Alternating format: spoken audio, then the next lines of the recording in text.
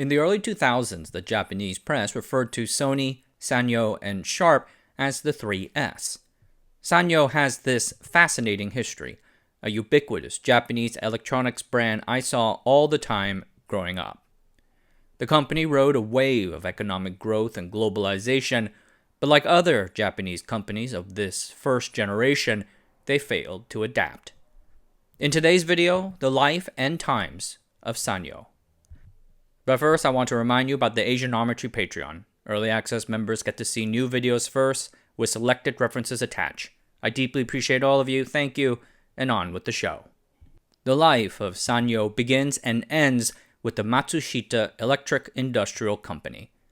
Toshio Iue was born in 1902, the eldest son of 8 children, in the city of Awaji, on Awaji Island in between the 2 main islands of Honshu and Shikoku.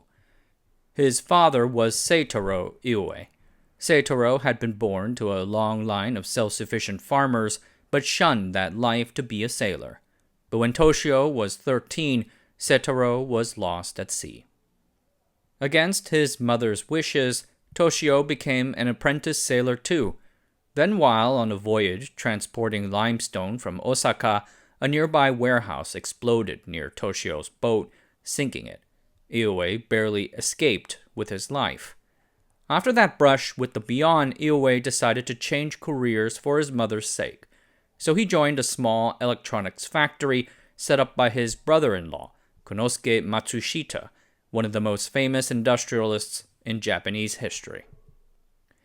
Konosuke Matsushita was born in 1894 to a small land-owning family that soon fell into poverty after speculating in rice. Matsushita's brothers and sisters passed away from illness, and Konosuke himself suffered weak health throughout his entire life. He was soon sent to Osaka and apprenticed to local shops. At the age of 16, he saw the effect that electrification might have on Japan, and joined the Osaka Electric Light Company. He worked there, installing and removing electrical wiring in households. He was good at his job and was soon promoted to inspector at the age of 21.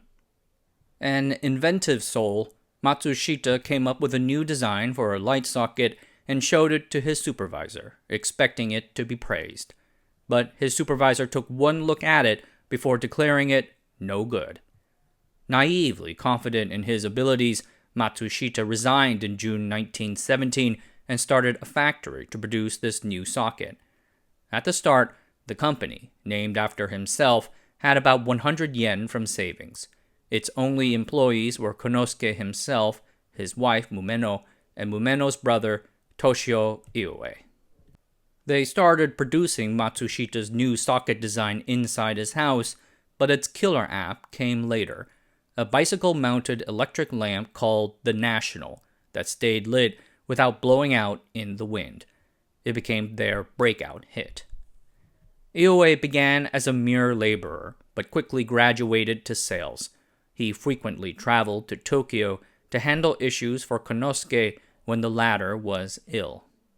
Matsushita, the company, soon diversified into a broad range of electric products like electric heaters, radio sets, and dry batteries. They sold these products to customers at low prices in Japan's growing retail stores. During Japan's era of militarism, Matsushita became a large government supplier. Many of their retail electronics, like fans and heaters, had been banned as luxuries, the raw materials rerouted to weaponry. So Matsushita factories instead made bayonets, propellers, gun parts, munitions, and wireless receivers.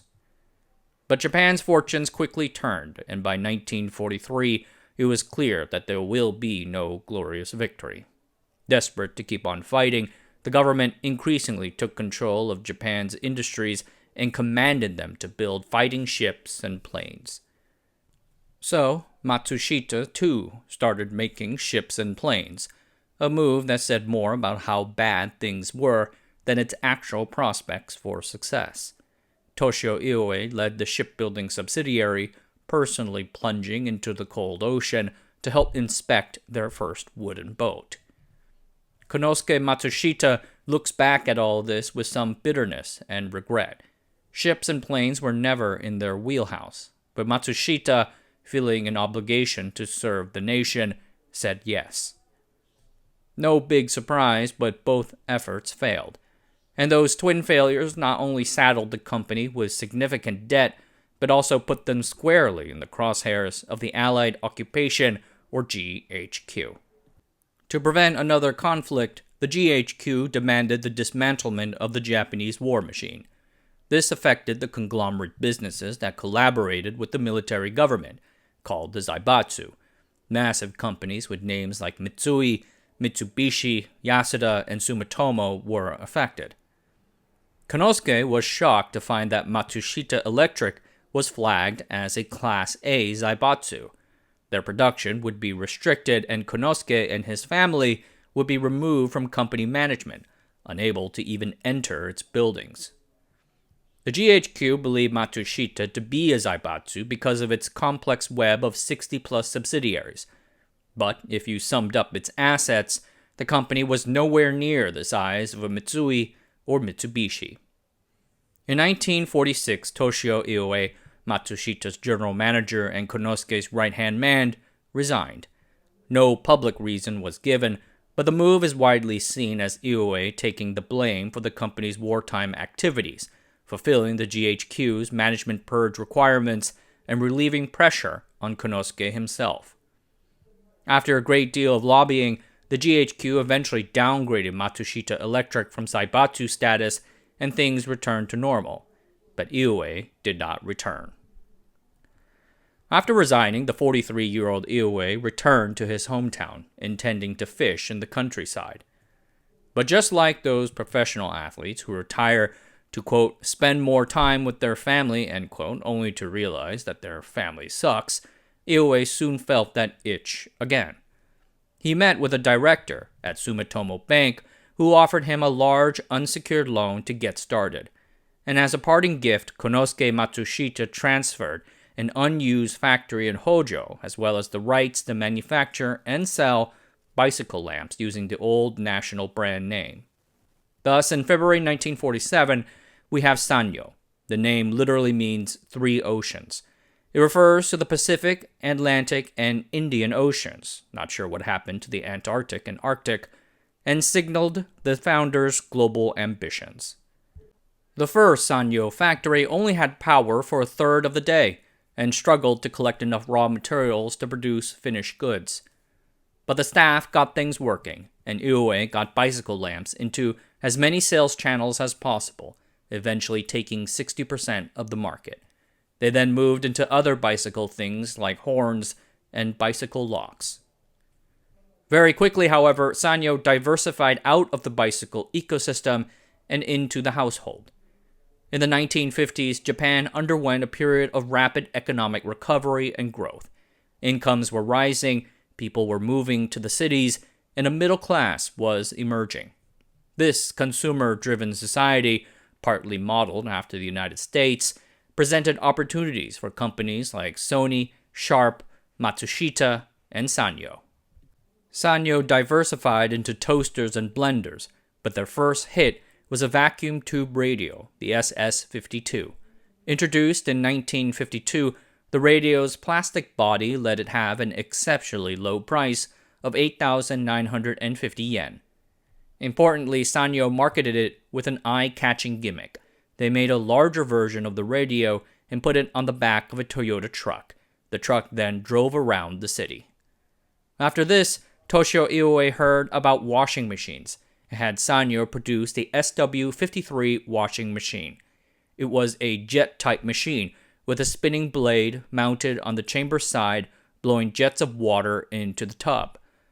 Iue had seen a version made by the U.S. company Hoover, and immediately ordered Sanyo to copy it. To promote it, Sanyo hired the legendary Japanese actress Michio Kogure for the adverts. Toshio based his sales pitch on keeping the women of Japan young, saying, "Imagine each person generates 400 grams of laundry per day. For a family of 5, that's about 2,000 kilograms over 3 years, the equivalent weight of an elephant from a zoo. Housewives have essentially been carrying washing, wringing, and hanging an entire elephant every 3 years. Now add the water usage. Can you imagine the effort involved?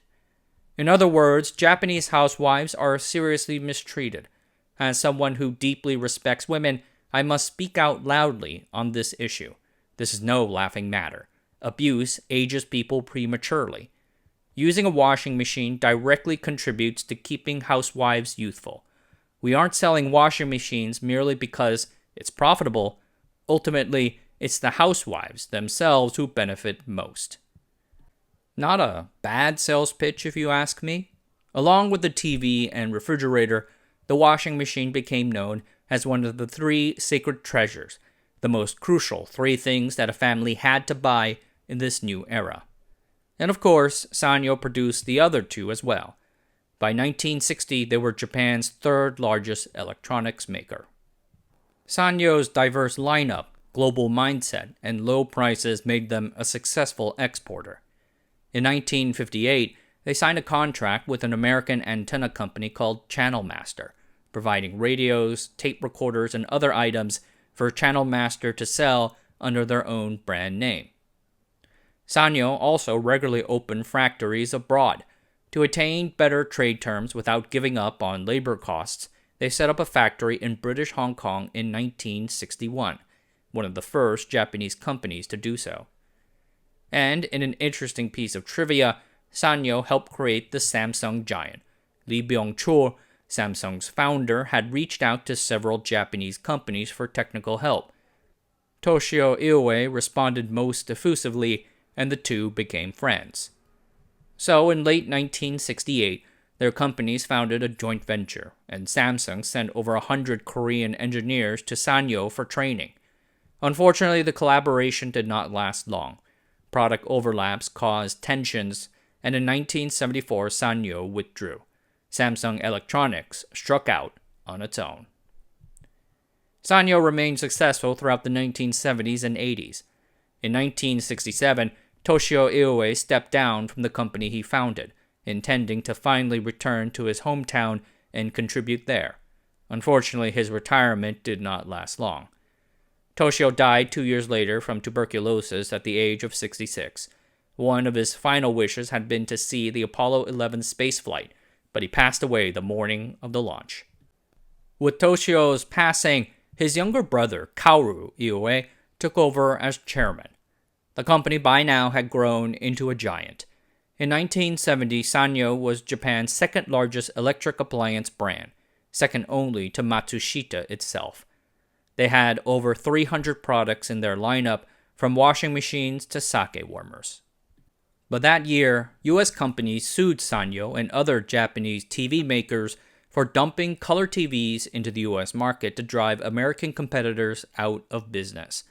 Between 1966 and 1970, the number of Americans employed in the TV industry fell 50%, another 30% between 1971 and 1975. Labor unions and governments brought incredible political pressure, which eventually led to a voluntary export restraint, essentially a quota, on Japanese color TVs into the United States. In response to this, Kaoru reoriented the company into several new directions. First, they set up manufacturing in the United States. In 1977, they took over a troubled CRT TV factory in Forest City, Arkansas, from their distributor, the American retailer Sears and Roebuck. Despite culture clashes and labor turmoil, the factory kept producing TVs for another 30 years, thanks in part to the vigorous efforts of Arkansas's then-governor Bill Clinton, who struck up a friendship with Toshio Iue's son, Satoshi. Second, Iue reoriented Sanyo's production and export with the one-third marketing strategy, a strategy for diversifying production by geography to reduce trade risks. This ended up with strange situations, like Sanyo setting up a TV factory on a desolate Argentinian island called Tierra del Fuego at the very southern tip of South America. Or Ghana, where a Sanyo factory produced TVs, fridges, and air conditioners for export to places like the United States. Such locations tend to be chosen on the basis of favorable political or economic incentive. These new strategies worked out in the 1970s and 1980s. Sanyo's sales from the United States grew from $71 million in 1972 to $855 million in 1978. They even survived the blunder of choosing Sony's Betamax over VHS for video cassettes. Unfortunately, the company suffered a tragic scandal in 1985 when its kerosene heaters caused several dozen people in Japan to fall ill to carbon monoxide poisoning. 4 died. The elderly Toshio Iue took responsibility but collapsed at a shareholders' meeting and had to resign. He died 2 years later. So the aforementioned Satoshi Iue took over as chairman, the second generation of the family, and guided the company through this first scandal, only to run smack dab into Japan's major economic problems at the start of the 1990s. In 1991, the Japanese real estate bubble popped and the country plunged into an economic downturn. The economic slump massively damaged Sanyo in its core home market. Japanese stopped buying as many audio-video equipment. Meanwhile, overseas, Sanyo products started encountering serious competition from the Koreans and Chinese. In 1992, the company cut its dividend for the first time in 22 years. Profits fell over 70% from the prior year. Satoshi Iue took public responsibility by resigning the presidency, but he continued to exercise influence behind the scenes. Sanyo was already heavily invested in production overseas, but Japan's domestic weaknesses, along with the strengthening of the yen, pushed them to be even more aggressive. For example, in 1993, they moved production of tape recorders out of Japan to Southeast Asia. The results of this push was a mixed bag. Yes, it cut costs, but many of these factories became unprofitable either due to shifts in the economic environment or consumer tastes, and closing them became extremely difficult. Thus, they became stranded assets, burdening Sanyo's financial positioning. Facing challenges at the consumer level, Sanyo looked to innovations in the energy space. In 1992, they became Japan's largest producer of solar cells with 30% market share, just a smidge ahead of Kyocera. Hoping to commercialize their solar cell technology, they sponsored demos of solar-powered airplanes, solar roofs for houses, which was a good idea, solar roofs for cars, which was not, and solar-powered air conditioners, definitely not a good idea. The company soon found success in batteries. Sanyo had been a Japanese battery pioneer since the 1960s, when their sealed nickel-cadmium rechargeable battery, branded the Cadnica, led the industry with a long-lasting single charge along with a long cycle life. Then in the 1990s, nickel-cadmium was replaced, first by nickel metal hydride and then lithium-ion. Sanyo was a pioneer in both, upscaling nickel metal hydride chemistries and mass-producing lithium-ion in 1994 with a lithium cobalt oxide chemistry. Nickel hydride batteries were adopted for several early hybrid cars, like the Ford Escape as well as the Honda Accord and Civic. This success led to a rare scaling up of production at a plant in Takasaki. Batteries became Sanyo's best business. Then, in 2004, Sanyo was dealt a major financial blow, and it involved semiconductors. The company had been doing work in semiconductors for many years. They fabbed many of their own chips. Their main fab was located in Niigata Prefecture. Built in 1985 or 1990, it produced analog chips and large-scale ICs for audio-visual equipment. In October 2004, Niigata was hit by a magnitude 6.8 earthquake, a particularly strong shake. This major earthquake injured over 4,000 people and killed 68.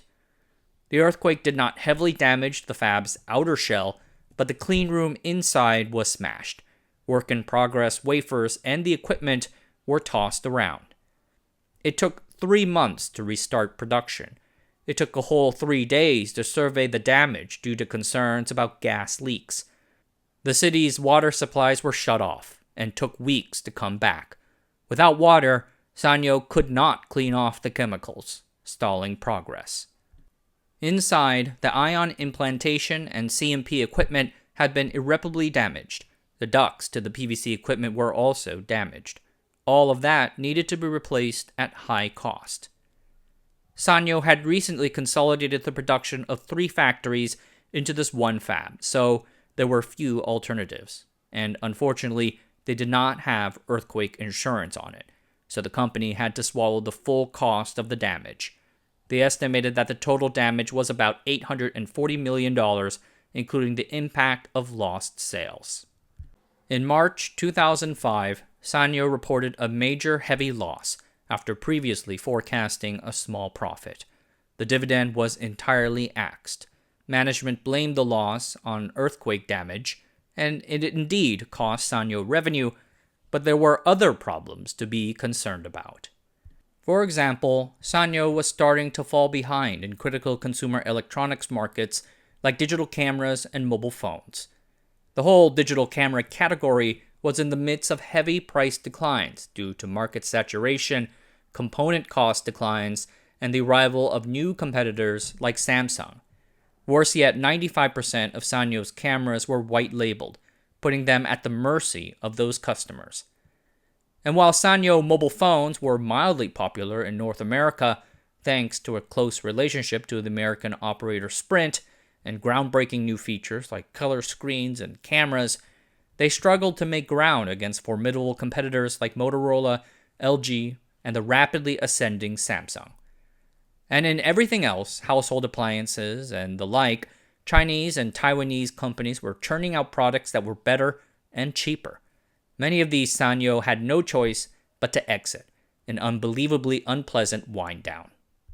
In the end, there was just the batteries division left as Sanyo's most profitable business, yet the margins of this crown jewel, just 6%. I think it says a lot about the nature of that business as well as Sanyo itself.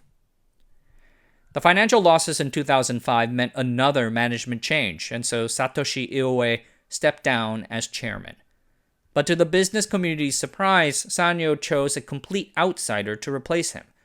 In April 2005, Sanyo announced that it had appointed Tomoyo Nonaka, a 50-year-old former TV host and journalist, as chairwoman and CEO. She had recently joined the company's board. Satoshi also elevated his son, Toshimasa Iue, to the president's spot alongside Nonaka, a nod to the Iue family's continued control behind the scenes. Iue announced a restructuring plan to cut jobs and wind down unprofitable products like memory chips and appliances. And in perhaps an effort to inspire the company, Nonaka set a bold initiative named Gaia to lean into sustainability and produce environmentally friendly products, like a battery that can be recharged with solar panels and a washing machine that uses recycled water. She told Time magazine, "I think it's clear that the 21st century is about turning away from oil to alternate forms of energy. It's about sustainability, and Sanyo will be the solution provider for this new world." People hailed the move for breaking ground in terms of diversity and argued that an outsider can make the hard decisions that others cannot. But many others pointed out that Nonaka had no senior management experience and faced high odds.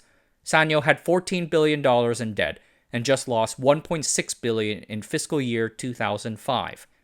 There was no money for a revolutionary transformation, only depressing closures and job losses. So it was just being set up to fail. John Yang at Standard & Poor's Tokyo division told Bloomberg, "I wasn't surprised at this appointment, I was amazed. Given the lack of a track record, I'm not sure how Nonaka is going to turn Sanyo around." Nonaka did not last very long at the company. In late 2005, Sanyo agreed to take $2.6 billion from a consortium of Japanese and American investors, including Goldman Sachs and Sumitomo Mitsui Bank. They received a sizable equity stake and a majority of the board seats. The new investor group immediately clashed with Iue and the management team over the speed and pace of the restructuring. For example, the semiconductor division was supposed to be quickly spun off. It wasn't, and Sanyo lost another $1.77 billion in fiscal year 2006. Iue had initially promised a quick turnaround with a small profit, by 2007, results like what Carlos Ghosn had delivered for Nissan. But the team soon reneged on that promise, revising to show a third straight year of losses due to additional costs for closing plants in Europe and the United States. In 2006, Nonaka lost the CEO title. Then a year later, in 2007, per reporting by the Nikkei Business Daily, she apparently discovered accounting irregularities and booking $1 billion of losses prior to her arrival. She advocated for a thorough investigation, but was rebuffed by the board. Thusly, she resigned, and the company said it was for quote-unquote personal reasons. Well, those accounting irregularities turned out to be real and serious, and they eventually led to the disbanding of Sanyo's once respected auditor Misuzu after nearly 40 years of operation. A week later, Toshimasa Iue stepped down as president and was replaced by a lifetime employee.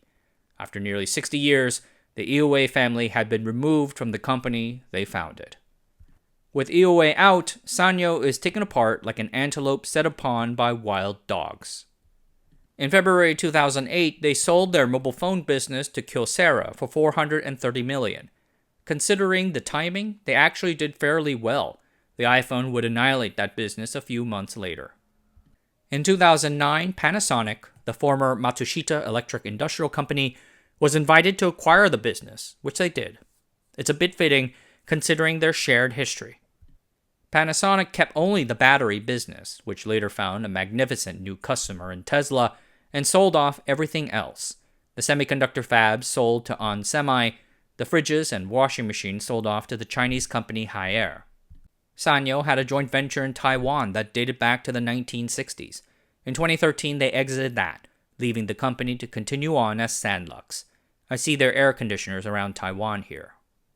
Every other Sanyo thing, appliances and such, was absorbed into the Panasonic brand. The Sanyo name was then finally retired and has thus vanished, sunken into the oceans.